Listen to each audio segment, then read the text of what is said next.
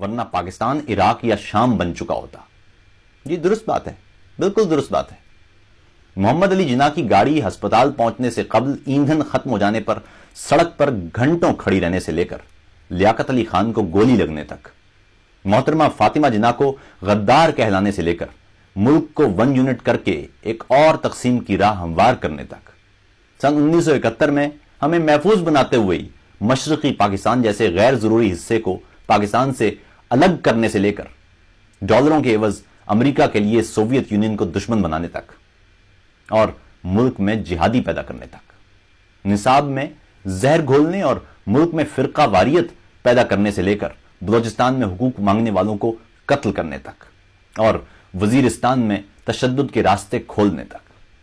ملک سے پولیو کی وبا کے خاتمے کے لیے پولیو ویکسینیشن کے ساتھ موت کی نیند سو جانے والے کارکنوں سے لے کر انسانی حقوق اور جمہوریت کے لیے بات کرنے والے لکھاریوں تک، ایسا کون سا مقام اور کون سا شخص ہے جسے ہمارے سپہ سالاروں کی پالیسیوں نے محفوظ نہیں بنایا؟ جرنیلوں کی بارے میں بات کیوں کی کہ نعرے کے ساتھ گالیاں دیتے، گھٹیا الفاظ کا استعمال کرتے اور غدار غدار کے نعرے لگاتے یہ دوست یقیناً یا تو سائبر ونگ کے وہ ملازمین ہیں جن کو ان دنوں پنڈی والے صاحبان انٹرنیٹ پر فوج کی جغرافیائی سرحدوں کی حفاظت پر اجرت عنایت فرما رہے ہیں، یا وہ جو ضیاء الحق کے دور سے چلی آ رہی معاشرتی علوم اور مطالعہ پاکستان کے سحر میں مبتلا ہیں اور جن کی آنکھیں کھلنے کا نام تک نہیں لے رہی۔ حقیقت حال یہ ہے کہ دنیا بھر میں پاکستان کا پاسپورٹ اس وقت افغانستان اور صومالیہ کے ساتھ رکھا جاتا ہے، اور عراق اور شام جیسے ممالک کے پاسپورٹ کی تکریم بھی ہمارے جوہری صلاحیت کے حامل ملک سے زیادہ ہے۔ پچھلے 10 برسوں میں ہمارے 60,000 شہری اور فوجی جوان مارے جا چکے ہیں۔ ہمارے ملک کی سرحدوں کے اندر ڈرون بالکل ویسے ہی حملے کر رہے ہیں جیسے صومالیہ یا یمن یا افغانستان میں کیے جا رہے ہیں، اور اس پر دنیا بھر میں بطور پاکستانی شناخت پر فوراً ہی ہمیں اس انداز سے دیکھا جاتا ہے جیسے ہمارے جسموں پر کوئی خودکش جیکٹ بندی ہوئی ہے۔ یا تو یہ بے حسی ہے، یا معصومیت، یا پھر انتہا درجے کی ہٹ دھرمی کہ اپنے چیچک زدہ چہرے اور تعفن زدہ لباس پر نگاہ ڈالنے اور بہتری کی کوئی سبیل یا تدبیر کرنے کی بجائے ہم سینہ پھلا کر عظمت کے گیت گاتے نہیں تھکتے۔ کوئی ہماری بدنمائی کی جانب ہماری توجہ دلائے تو فوراً اسے کسی برے لقب یا کسی گندی گالی سے نواز کر سینہ مزید پھلا لیتے ہیں۔ 70 برس ہو چکے پاکستان کو بنے۔ کیا یہ ملک ہم نے ان چوروں اور لٹیروں، جرنیلوں، سیاستدانوں اور افسروں کی عیاشیوں کے لیے بنایا تھا؟ کیا یہ بات آپ کے لیے معمہ ہے کہ کالعدم جماعتوں کے لشکری آزاد گھوم رہے ہیں؟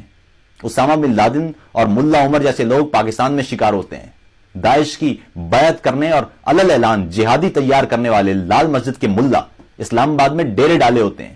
اور دوسری جانب کوئی فوجی جرنیلوں کی عیاشیوں پر آواز اٹھائے تو کہا جاتا ہے کہ ذرا یہ بات پاکستان آ کے کر کے دکھائیں۔ دھرتی ماں کو اس اشرافیہ نے کوئی پرائیویٹ لمیٹڈ کمپنی میں بدل دیا ہے جس میں عوام وہ کم ذات ملازم بن کر رہ گئے ہیں جن کا کام صرف اور صرف اپنے خون پسینے کی کمائی اور اپنی آئندہ نسلوں کے مستقبل کو گروی رکھ کر ان جرنیلوں، سیاسی مداریوں اور سرکاری افسروں کے اثاثوں میں اضافہ کرنا ہے۔ ہم قومی بجٹ میں 920 ارب روپے اعلانیہ اور باقی جانے کتنے ارب غیر اعلانیہ اس عسکری بلا کے منہ میں ڈالتے ہیں۔ تعلیم، صحت، انفراسٹرکچر، تحقیق، بلکہ تمام در شعبوں کا پیسہ ملا کر بھی اس جرنیلی تجوری کے برابر نہیں بنتا، اور جواب میں ہمیں کہا جاتا ہے کہ شکر کریں ہم عراق نہیں بنے۔ کیا عراقی فوج پر 1 کھرب روپیہ خرچ کیا جاتا ہے؟ حیرت یہ ہے کہ فوراً نعرہ لگایا جاتا ہے کہ فلاں جرنیل نے تو اچھا کام کیا تھا، یا فلاں فوجی تو ٹھیک کام کر رہا ہے۔ کبھی یہ جملہ سننے میں آیا ہے کہ فلاں انجینئر اچھا کام کر رہا ہے، یا فلاں پائلٹ اچھا جہاز اڑا رہا ہے، یا فلاں استاد بہتر خدمات انجام دے رہا ہے؟ پاکستان میں اب حالت یہ ہو کے رہ گئی ہے کہ آپ عبد الستار ایدی تک کو برا بھلا کہہ لیجئے مگر کسی جرنیل کا نام نہیں آنا چاہیے۔ حالت یہ ہے کہ اگر آپ شاعر ہیں، لکھاری ہیں، بلاگر ہیں، سچ گو انسان ہیں، منافقت نہیں کرتے، جرنیلی پالیسیوں پر تنقید کے گناہ کے مرتکب ہوئے ہیں، اور آپ کے ہاتھ میں بس قلم ہے، تو پاکستان میں آپ کی زندگی کو خطرہ ہے۔ دوسری طرف آپ دہشت گرد ہیں، آپ کا تعلق کالعدم جماعتوں سے ہے، آپ ملکی دستور کو گالیاں دیتے ہیں، آپ جوانوں کے سر قلم کر کے فٹ بال کھیلتے ہیں، آپ مسجدوں، بازاروں، درگاہوں، خانقاہوں، چوراہوں، گرجا گھروں، مندروں، سڑکوں اور گلی کوچوں میں تباہی پھیرتے ہیں۔ آپ مسجدوں کے میناروں سے نفرت انگیزی پھیلاتے ہیں اور آپ نے ہاتھ میں ہتھیار تک اٹھا رکھے ہیں تو پاکستان میں آپ کو کوئی خطرہ نہیں.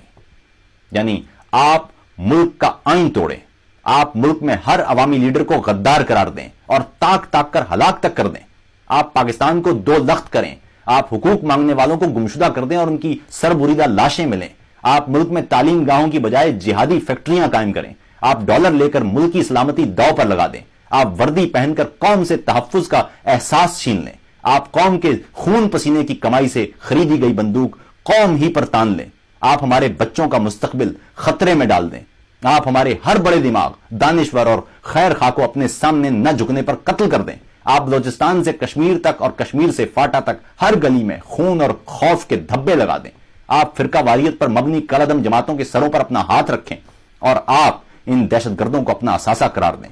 اور پورے خطے کی سلامتی کو خطرے میں ڈالیں اور مال بنائیں, اور آپ کو یہ یقین ہو کہ دھرتی کی کوکھ سے ایسا ایک بھی غیرت مند پیدا نہیں ہوگا جو آپ کے سامنے بولنے کی جرات کرے,